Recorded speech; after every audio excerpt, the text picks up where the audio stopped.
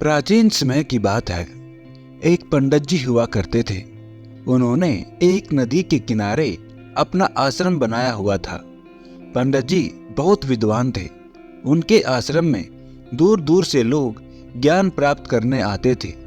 नदी के दूसरे किनारे पर लक्ष्मी नाम की एक ग्वालिन अपने बूढ़े पिताश्री के साथ रहती थी।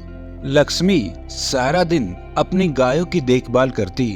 सुबह जल्दी उठकर अपनी गायों को नहलाकर दूध दोहती, फिर अपने पिताजी के लिए खाना बनाती। तत्पश्चात तैयार होकर दूध बेचने के लिए निकल जाया करती थी। पंडित जी के आश्रम में भी दूध लक्ष्मी के यहाँ से ही आता था।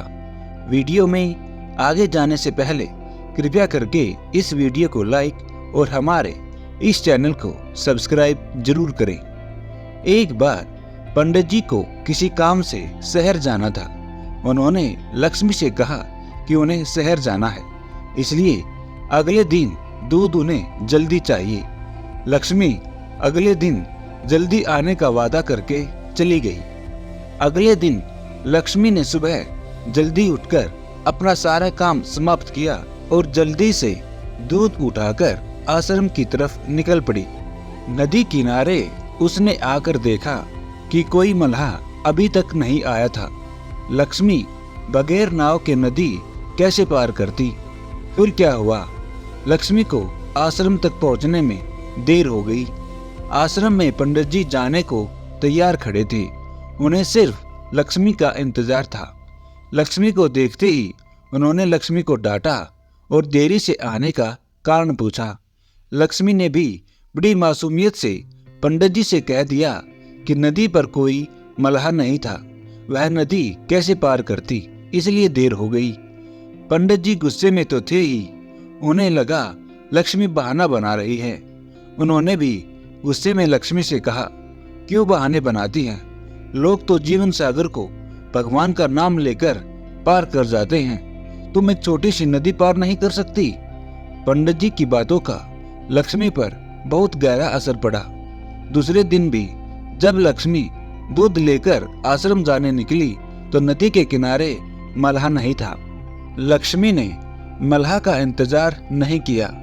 उसने भगवान को याद किया और पानी की सतह पर चलकर आसानी से नदी पार कर ली। इतनी जल्दी लक्ष्मी को आश्रम में देखकर पंडित जी हैरान रह गए। उन्हें पता था कि कोई मल्लाह इतनी जल्दी नहीं आता है। उन्होंने लक्ष्मी से पूछा कि तुमने आज नदी कैसे पार की?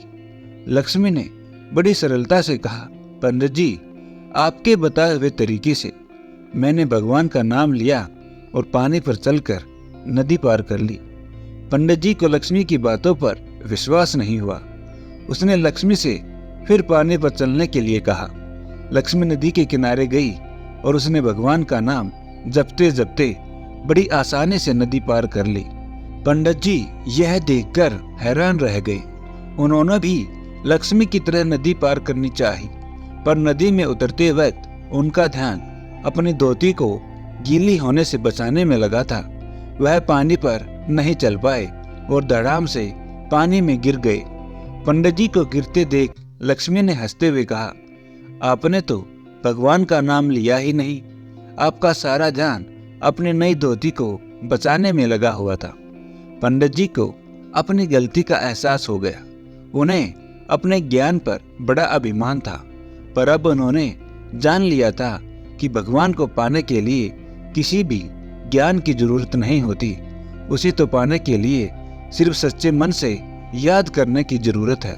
अगर सच्चे मन से भगवान को याद किया जाए तो भगवान तुरंत अपने भक्तों की मदद करते हैं।